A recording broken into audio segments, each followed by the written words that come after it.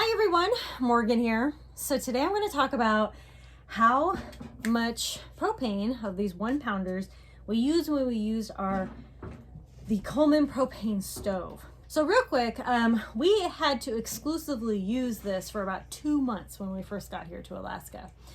We knew that the cabin had absolutely no stove or anything like that. It did have the wood stove, but it was summer and we weren't going to get the wood stove going every time we wanted coffee or to make a meal in the middle of summer. And so anyway, the propane stove was what we used exclusively for 2 months. And we used it for everything. We had to boil water to take showers. We had to, we cooked on it regularly. We boiled water for coffee. We did all these things on it. And this Coleman propane stove is one of the things that I recommend.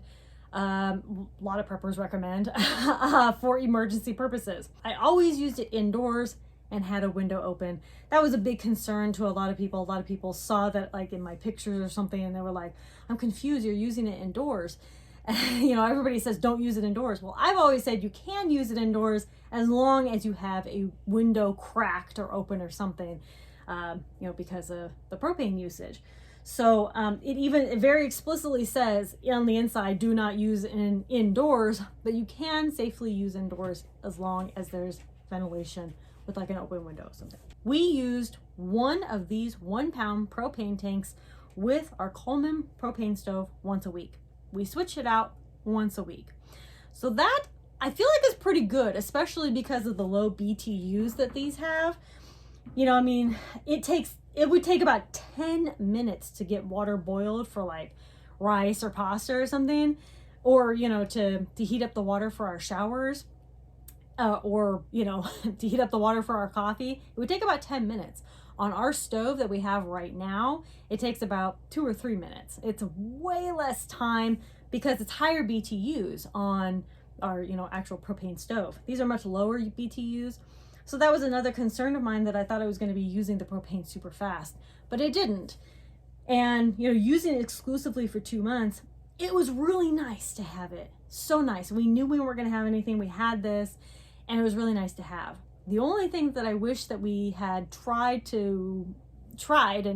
out was the little oven that came with it. It's actual like a little oven that goes on here and you can cook with the propane. It just sits on here. It's a little oven.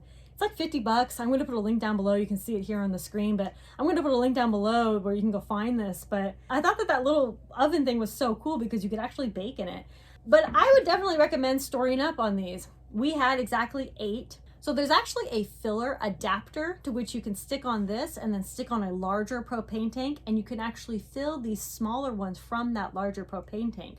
So you could get a larger propane tank and just kind of store it, use it, whatever, but you can get that adapter, which the link is down below in the description. You can get that adapter and then you can fill these little propane tanks from the bigger propane tank.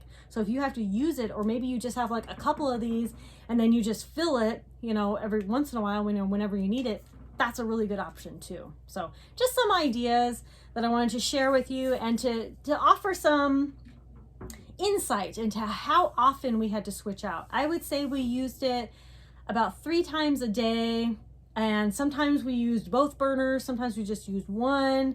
I would say about once a day we used 2 burners at some point for about 10 or 15, anywhere from 10 to 20 minutes.